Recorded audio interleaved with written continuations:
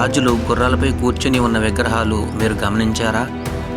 ఈ గుర్రాలపై కూర్చున్న విగ్రహాలు అందరి రాజులకు ఒకేలా ఉండవు. ఇలా ఎందుకో ఎప్పుడైనా ఆలోచించారా? చాలా విగ్రహాలలో యుద్ధంలో రాజు ఎలా ఉన్నాడో అన్న స్టైల్ రూపొందిస్తూ ఉంటారు.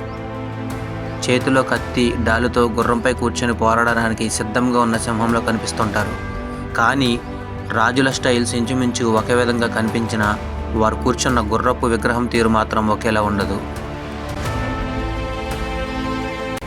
ఎందుకంటే ఆ రాజులు ఎలా చనిపోయారో ఆ విగ్రహం చెబుతుంది. కాబట్టి ప్రతి విగ్రహంలోనూ గుర్రం స్టైల్స్ భిన్నంగా ఉంటుంది. ఆ గుర్రం నుంచున్న విధానాన్ని బట్టి ఆ రాజు ఎలా చనిపోయారో చెప్పొచ్చు. అది ఎలానో ఇప్పుడు చూద్దాం. ఫ్రెండ్స్, ఇటువంటి ఇంట్రెస్టింగ్ వీడియోల కోసం మన ఛానల్ని ఇప్పుడే సబ్స్క్రైబ్ చేసి లైక్ చేయండి.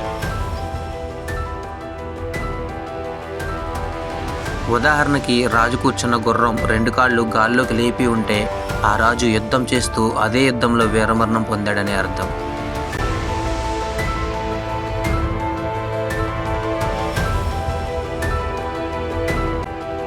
అదే గుర్రానికి 1 కాలు మాత్రమే పైకి లేపి ఉంటే రాజు లేదా రాణి యుద్ధంలో బాగా దెబ్బలు తగిలి ఆ గాయాల కారణంగా తర్వాత మరణించారని అర్థం.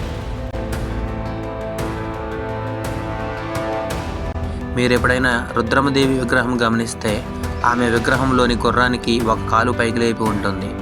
అంటే ఆమె యుద్ధంలో గాయపడి యుద్ధం ముగిశాక ఆ గాయాల కారణంగా మరణించింది. చివరిగా అంబదేవునితో రుద్రమదేవి యుద్ధం చేసింది. ఆ యుద్ధంలోనే గాయాల బారిన పడి కోలుకోలేక మరణించింది. అలాగే ఛత్రపతి శివాజీ, రాణా ప్రతాప్ సింగ్లు కూడా యుద్ధం తరువాత గాయాలతో బాధపడి మరణించారు. గుర్రానికి 2 కాళ్ళు నేల మీదే ఉంటే ఆ రాజు లేదా రాణి సహజ మరణం పొందారని అర్థం. ఫ్రెండ్స్, మీకు ఇన్ఫర్మేషన్ నచ్చినట్లయితే లైక్ చేయండి. అలాగే ఫ్రెండ్స్ అండ్ ఫ్యామిలీకి షేర్ చేయండి. ఇటువంటి ఇంట్రెస్టింగ్ వీడియోల కోసం మన ఛానల్ ఇప్పుడే సబ్స్క్రైబ్ చేయండి. Thank you.